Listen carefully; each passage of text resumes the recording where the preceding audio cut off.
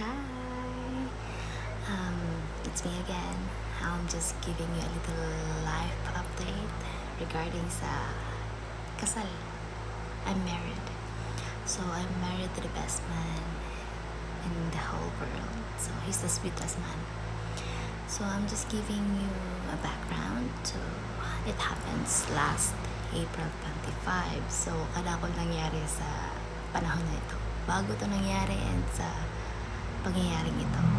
So, first thing first, it was epic, at the same time full of surprises and happiness.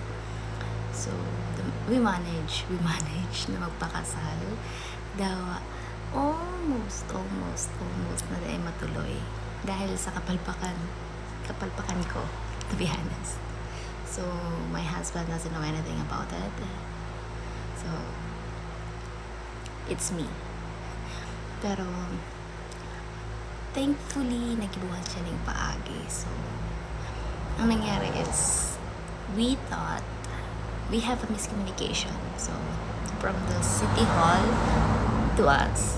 So, between us, I was expecting or I was understanding different sa explanation in the sako and sa dapat gibuhon. So, okay, I will just say it like short.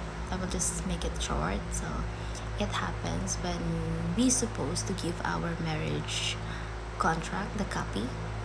After that, we need to give it to the city hall so that they will appoint us the date of the marriage. So, in back of my mind, in my understanding, I thought the paper will be given to them at the exact date ng kasal namin. So I was thinking that April 25 is the fixed date. I thought it was okay. It was okay na. Pero dahil pa lang. So almost. So naka-makeup na ako, nakapag-book na kami ng nakapag-reserve na kami ng venue, nakapag-invite ng people, na-inform niya ang parents niya na arka niya ang date, which is April 25. Pero, dahil pala, kadikit. Sobrang kadikit na dahil kami tugutan na magpakasal. Kasi nga, paano kami kakasal kung wala mo kaming schedule? So, si ate ko sa City Hall, sabi niya, wala ka mong lista digdi. So, anong gigibuhon niya? Which is, maibi ako, kadikit na lang talaga, kadikitan, maibi na ako dahil nga naman sa pangyayaring ito. It was epic. It was really epic. So my husband, before is my boyfriend, my fiance, but I can call him legally a husband. So he was like comforting me and telling me that it will be okay, everything will be fine.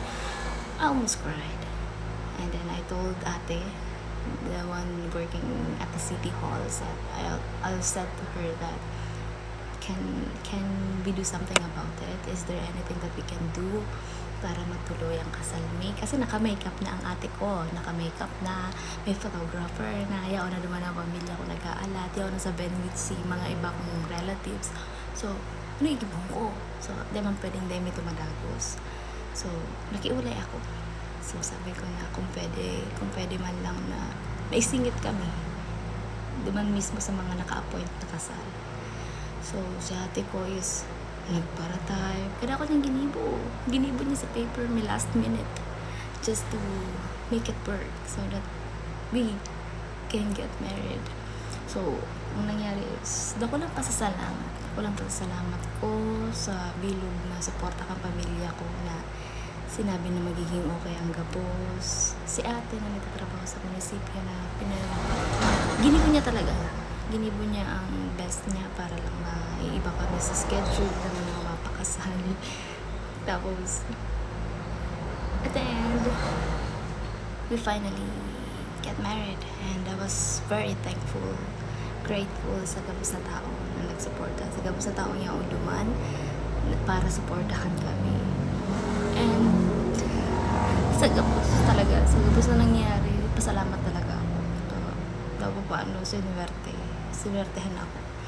So, lesson learned, maghapot. Bako lang sa City Hall, bako lang sa mga personal sa City Hall. Maghapot sa mga taong kinasal na, or maghapot sa mga taong may aram na kung anong dapat kipuhon. So, ang nangyari sa mo is, nag-relay lang kami duman sa idea na tinausan mo kang sa City Hall, sa personal sa City Hall. So, yun man lang to. Kaipuhan mo lang talagang maghapot. Kasi kung di ka mahapot, baka ano bang kata mangyari sa indo. So, lesson learned, magtagahapot. So, kung may mga balak ka mo pakasal, lalo na first time nangyari, syempre first time mo, di mo aram. So, kada ako may naharaman sa mga first time. Kada ako may dapat na nagibo.